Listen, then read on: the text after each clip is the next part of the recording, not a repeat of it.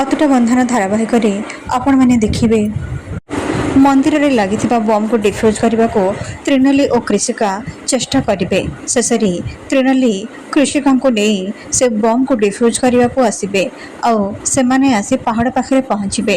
ତ୍ରିନାଲି କହିବେ, କ୍ରିଷିକା ଆମ ପାଖରେ ଆଉ ବେଶୀ ସମୟ ନାହିଁ, ଯେମିତି ବି ହେଲେ ଆମକୁ ଏ ବମ୍କୁ ଏଠୁ ଦୂରକୁ ନେଇକି ଯିବାକୁ ପଡ଼ିବ, ନହେଲେ ଏଠି ଥିବା ସବୁ ଲୋକମାନେ ବିପଦରେ ପଡ଼ିଯିବେ। କ୍ରିଷିକା କହିବେ, ହେଲେ ଦିଦି ଏବେ ଆମେ କ'ଣ କରିବା? ଏ ବମ୍କୁ ଆମକୁ ଦୂରକୁ ନେଇକି ଗଲେ ଯାଇ ଆମେ ଲୋକମାନଙ୍କୁ ଏହା କବଳରୁ ବଞ୍ଚାଇ ପାରିବା। ଏହାପରେ ସେମାନେ ସେ ବମ୍କୁ ନେଇକି ପାହାଡ଼ ଉପରକୁ ଚାଲିଯିବେ। ଆଉ ତ୍ରିନାଲି କହିବେ, ମୋତେ କ୍ଷମା କରିଦେବୁ କ୍ରିଷିକା, ମୁଁ ତତେ ଆଉ ବିପଦରେ ପକାଇ ପାରିବିନି, ମୋତେ ତତେ ଏଇଠି ହିଁ ଛାଡ଼ିବାକୁ ପଡ଼ିବ। ଏହାପରେ ସେ କ୍ରିଷିକାଙ୍କୁ ଖୋଲିଦେବେ ଆଉ କ୍ରିଷିକା ଗଡ଼ିଯିବେ ଆଉ ତାଙ୍କ ମୁଣ୍ଡ ଏକ ପଥରରେ ବାଜିବ। ଏପଟେ ତ୍ରିନାଲି ସେ ବମ୍କୁ ଡିଫ୍ୟୁଜ୍ କରିବାକୁ ଯାଇ ନିଜେ ପାହାଡ଼ ତଳକୁ ପଡ଼ିଯିବେ। ଏପଟେ କାର୍ତ୍ତିକ ଓ ତେଜସ୍ ସେଠି ଆସି ପହଞ୍ଚିବେ ଆଉ ସେମାନେ ତ୍ରିନାଲି ଓ କ୍ରିଷିକାକୁ ଖୋଜିବେ, କିନ୍ତୁ ତାଙ୍କୁ କେଉଁଠି ବି ପାଇବେନି। ତେଜସ୍ କହିବେ, କାର୍ତ୍ତିକ ମୋତେ ଲାଗୁଛି ସେମାନେ ଏଠୁ ଦୂରକୁ ଚାଲି ଯାଇଛନ୍ତି, ଆମକୁ ସେମାନଙ୍କୁ ଯେମିତି ବି ହେଉ ଖୋଜିବାକୁ ପଡ଼ିବ। ଏପଟେ ପୋଲିସ କ୍ରିଷିକାଙ୍କୁ ହସ୍ପିଟାଲ ନେଇଯିବାର ପ୍ରସ୍ତୁତି କରିବ। ସେଠି ତେଜସ୍ ଓ କାର୍ତ୍ତିକ ଆସି ପହଞ୍ଚିବେ। କାର୍ତ୍ତିକ କହିବେ, କ୍ରିଷିକା ତୁମର କ'ଣ ହେଲା, ତୁମେ ଠିକ୍ ଅଛ ତ? ପୋଲିସ କହିବେ, ସାର୍ ଆମକୁ ତାଙ୍କୁ ଯେମିତି ବି ହେଲେ ଶୀଘ୍ର ହସ୍ପିଟାଲ ନେଇକି ଯିବାକୁ ପଡ଼ିବ, ତାଙ୍କ କଣ୍ଡିସନ୍ ଏବେ ଜମା ବି ଭଲ ନାହିଁ, ଲାଗୁଛି ତାଙ୍କ ମୁଣ୍ଡ ପଥରରେ ମାଡ଼ ହୋଇଯାଇଛି।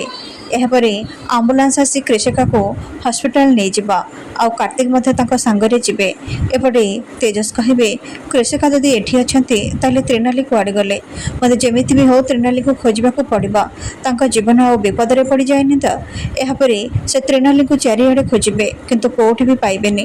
ଏପଟେ ପୋଲିସ ସର୍ଚ୍ଚ ଏରିଆ ଭିତରେ ତ୍ରିନାଲି ନଥିବାର ଦେଖି ତେଜସ୍ ବ୍ୟସ୍ତ ହୋଇ ପଡ଼ିବେ।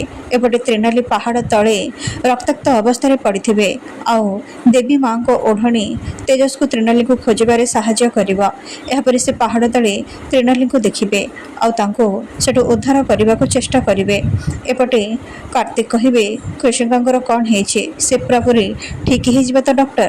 ଡକ୍ଟର କହିବେ, କାର୍ତ୍ତିକ ଆମେ ଆପଣଙ୍କୁ ଗୋଟେ ବ୍ୟାଡ୍ ନ୍ୟୁଜ୍ ଦେବାକୁ ଯାଉଛୁ, ଯାହା ଶୁଣିଲା ପରେ ଆପଣ ପୁରାପୁରି ଭାଙ୍ଗି ପଡ଼ିବେ।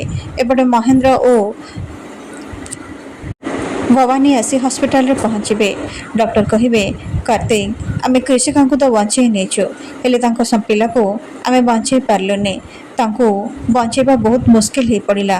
କାର୍ତ୍ତିକ କହିବେ, ଡକ୍ଟର ଆପଣ ଏ କ'ଣ କହୁଛନ୍ତି? ଏମିତି ହୋଇପାରିବନି, ମୁଁ ଏମିତି ଭାବରେ ମୋ ପିଲାକୁ ହରାଇ ପାରିବିନି। ଡକ୍ଟର କହିବେ, ଆଇ ଆମ୍ ଭେରି ସରି କାର୍ତ୍ତିକ, ଆମ ପାଖରେ ଆଉ କିଛି ଅପସନ୍ ନଥିଲା, କ୍ରିଷିକାଙ୍କ ଜୀବନ ବଞ୍ଚାଇବାକୁ ଯାଇ ଆମକୁ ଏମିତି ଷ୍ଟେପ୍ ନେବାକୁ ହିଁ ପଡ଼ିଲା। ଏପଟେ ଭବାନୀ ଭାବିବେ, ଏସବୁ କ'ଣ ହେଇଗଲା? ମୁଁ ତ ସେ ତ୍ରିନାଲିକୁ ମାରିବାକୁ ସେ ବମ୍ ଲଗାଇଥିଲି, ହେଲେ ତ୍ରିନାଲି ମରିବା ବଦଳରେ କାର୍ତ୍ତିକର ପିଲା ଏ ଦୁନିଆ ଛାଡ଼ି ଚାଲିଯିବ, ଏକଥା ତ ମୁଁ କେବେ ବି ଭାବିନଥିଲି।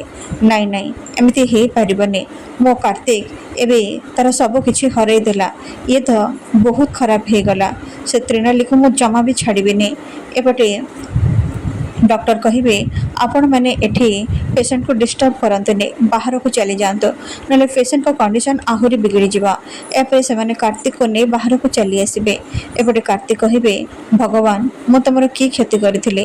କାହିଁକି କ୍ରିଷିକା ଆଉ ମୋ ସାଙ୍ଗରେ ତୁମେ ଏତେ ବଡ଼ ଅନ୍ୟାୟ କଲ? କାହିଁକି ଆମ ପିଲାକୁ ଆମ ପାଖରୁ ଛଡ଼େଇ ନେଲ? ସେ ଜନ୍ମ ହେବା ଆଗରୁ ତାକୁ ଏ ଦୁନିଆରୁ ଦୂରେଇ ଦେଲ। ତମେ କିଛି ବି ଠିକ୍ କରିନ।